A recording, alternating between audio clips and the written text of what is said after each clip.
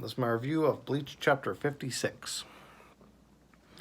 So as we start out, Ichigo is falling and he's bleeding from his chest and out his back. And he's trying to figure out what the hell happened. He doesn't know if he was stabbed in the front or from the back or anything. Byakuya, he was behind Ichigo, and as Ichigo's falling, he's now at the side of him to get over how fast Byakuya is. And he says that Ichigo is slow even as he falls. Rukia sees this and she tells her brother not to, she yells at him. She yells out his name first, and then Byakuya looks at her and he stabs Ichigo through the back again.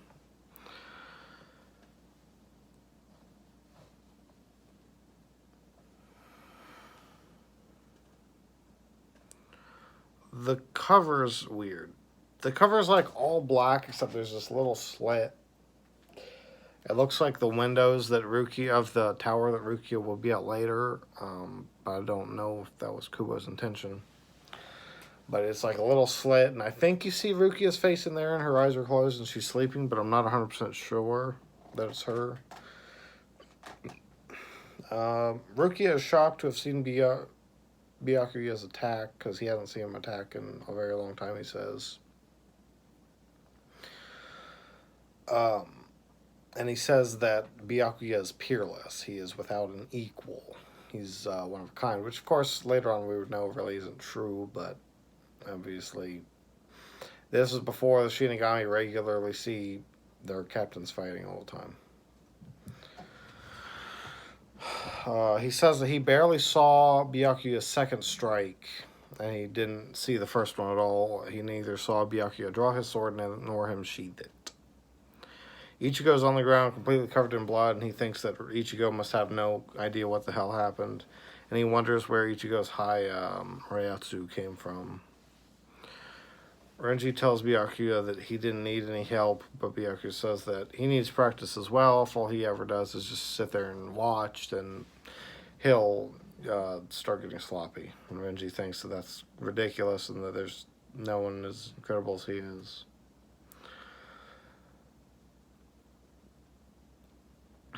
Rukia runs at Ichigo to help him, but Renji grabs her and throws her up against a sign or something and tells her that Ichigo's already dead, and that if she goes up and touches him, then she'll have 20 more years added onto her sentence, which I don't understand. She's already going to be executed, so is that like she's going to be in prison for 20 extra years before she's executed, or what the fuck does that mean? It's very strange.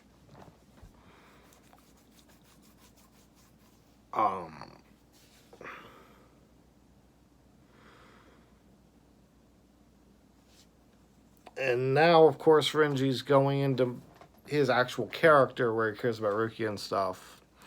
And he's trying to stop her from having to go through shit. But just a couple chapters ago, he was sitting there mocking her about having to die and how he's going to be the one to execute her and how he's going to kill her. So now we're at this contrast of why is Renji all of a sudden care about Rukia's situation when before he was just being a prick. I don't know how much of this Kubo really had planned.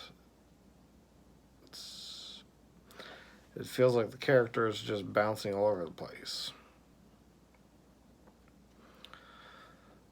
Byakuya says that he understands Rukia's desire to go to Ichigo and says that he looks a lot like someone. Obviously, we will find out who that is. And I want to say another 20 episodes, so that's almost another 100 fucking chapters, isn't it? Ichigo grabs Byakuya's Shihakusho and asks him, like, am I already dead? Who do I look like? Blah, blah, blah.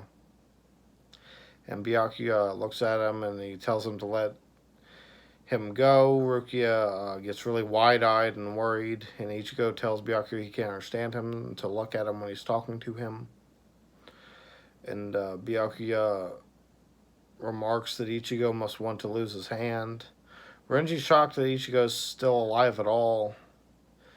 And as Byakuya's preparing to cut off Ichigo's hand or arm, Rukia kicks his hand away, and then she admonishes him for touching her brother. She pretends to hate Ichigo. It's obvious that everything she's saying is ridiculous. Kubo doesn't even, I don't think, try to convince anyone of this performance, nor Ichigo. And Rukia asks Byakuya to take her to the Soul Society immediately. Ichigo continues to try to struggle, but Renji steps on him, presses him down, and tells him to just give up already. Rukia tells Byakuya that Ichigo will die soon, so he doesn't need to finish him off. Ichigo calls out to her one more time and tries to struggle, and then Rukia tells him that she won't forgive him if he moves another step or if he comes after her in the future. And to just sit there and live for a little bit longer and try to think of something happy.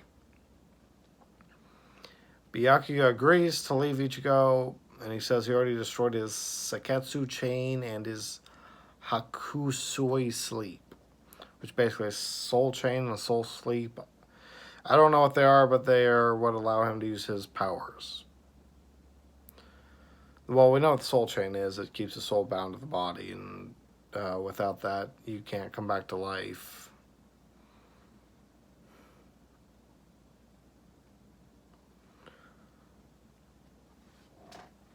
And he says that Ichigo will likely die, but even if he doesn't, he'll no longer have his Shinigami powers.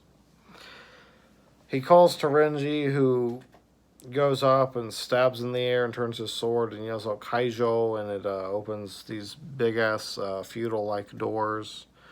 And they open and they all go through.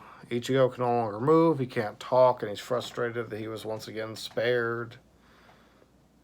And then there's a black page, and there's no corner picture or anything, it's just a black page. It was a cool chapter. A lot going on, a lot of character stuff. Again, it didn't seem like Kubo really knew what he wanted to do with Renji for the last few chapters. All the other characters he seemed to have figured out, though. If he expected anyone to believe Rukia's spiel about hating Ichigo, he didn't do a good job about it, but I don't think he's thought he was going to convince anyone of that, and it doesn't seem like she convinces Ichigo of it. But I don't know. Finally, we're getting to the bigger portion of the story here.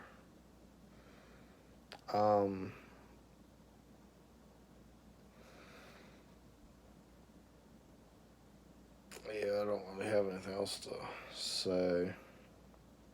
Other than the fact that they leave without killing Uryu, that's the weird bit.